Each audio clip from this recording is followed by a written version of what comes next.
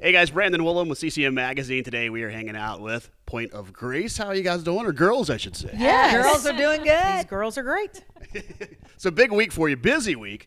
You just finished your Circle of Friends weekend. You had the Opry, and then, Yes. oh yeah, there's a new album out there too. Yes. Oh, there's that. Yes. Hey, we've been doing this a long time. We know the drill. You release a new album. You got a bunch of stuff to do, and it's great. We're happy to still be doing it. Yeah, so the new album, Turn Your Eyes, let's see, Songs We Love, Songs You Know. I kept getting that backwards earlier. But kind of describes the album, what people should expect. A lot of familiar songs on this one. What made you go back and revisit this set of songs? Gosh, we have a volume one, songs you know, songs we love, or wait. Songs we love, songs you know. Yeah, whatever. Volume 1. But Cheat sheet right here if you need yes, it. okay, thank you. Yes, songs we love, songs you know.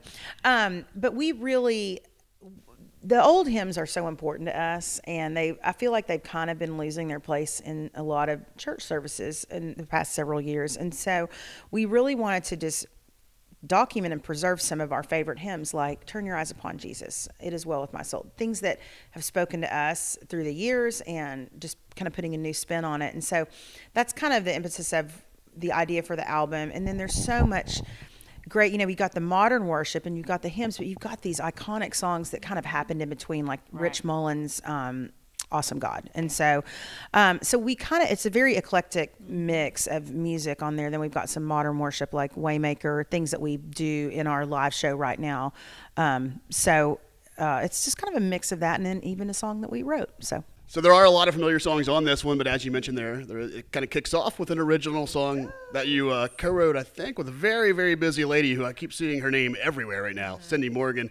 Take us into the writing session of that song. Well, we love Cindy Morgan. She's actually the fourth point at this point. Sure. We often say she reads our mail, and it's because we're all in the same seasons of life. But Cindy is so artistic. She is not only an artist as far as music, but she's a brilliant mind. And she takes all the great things about Cindy and she brought them into the studio and helped us revisit some like the hymns and all that. But she helped us put the Point of Grace spin with a little Cindy edge, and we were exhausted by the time it was all said and done, because she really stretches our vocal ability, and we're thrilled about that, because we're old dogs, but we can learn a few new tricks. And so this, just choosing the songs was very intentional. We wanted a playlist of where we are today, whether it's on stage or at home. We love the hymns. We love modern worship. We love taking something old and revisiting it, and then just being able to sit in a room with Cindy Morgan and Drew Ramsey. The beginning of the whole process, we were like, well, we're not known as writers, but let's give it our best attempt. And we wanted Cindy in that room because she kind of will help us say it better than we say it. And then Drew, and it was a really sweet time. And we were in a place, our world was in a place where, we were coming off of COVID and really kind of just on the backlashes of it.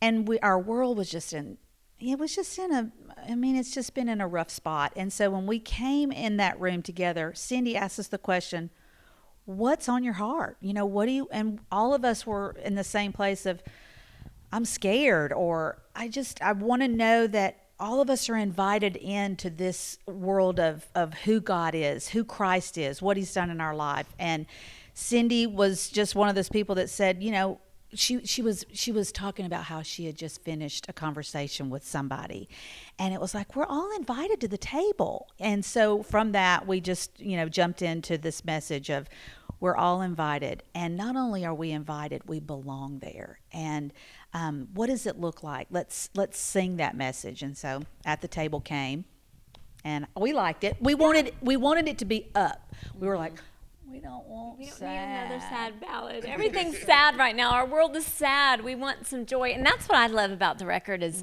that it kind of takes you through all seasons of life. Like, there's a song for every season. There's, House of the Lord, joyful and celebratory. And then, At the Table, just challenging us to get along, and then you've got songs like it as well that in the hard times or somewhere down the road where the whys are kind of out there, all of these songs just kind of hit all kinds of moods and seasons. So hopefully people can feel that. Yeah, so when you started narrowing the songs down that you wanted to do, how big was the original list? We finished with, 9 or 10 songs on there? How big was that list originally? 10. Yeah, 10. Yeah, it really, honestly, we kind of knew the slots that we wanted filled, and we knew a lot of the songs that we wanted in those slots. So it wasn't like a normal record, which we will be doing soon, where, we're taking in all of this outside material and then kind of ranking where, and filling slots for up tempo and medium, and there's a big list, and we're constantly whittling it out. So it was a little bit different this time because we weren't dealing with all original material that we were sort of, sorting through. Yeah. So maybe we shouldn't expect the deluxe edition or volume 3 right away. There's not a bunch of songs you've got sitting on there not telling us about. Edition, we have one song we're not telling you about, and it was an old DB Brothers song called "Listen to the Music," and that is coming out on the deluxe edition, and so that'll make the perfect 10 there. So awesome. So as we sit here, we're looking at 30-year career for two of you. This lineup, 20-ish years. it's a long time. And you're already talking about putting out another album. What makes you girls just sit around and not quit yet? You're just, we still got music in us. We're still going to put it out there.